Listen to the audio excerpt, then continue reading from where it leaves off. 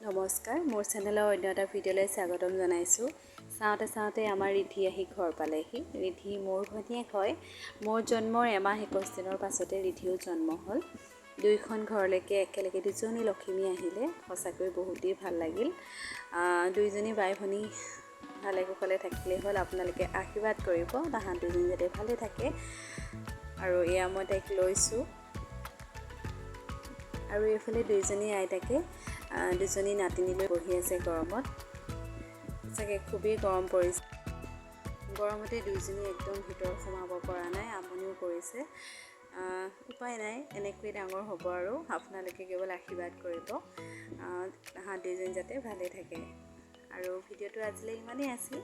যদি মোৰ ভিডিঅ'টো চাই ভাল লাগিলে প্লিজ লাইক কমেণ্ট শ্বেয়াৰ কৰি দিব। আজিলৈ আহিছোঁ, বাই।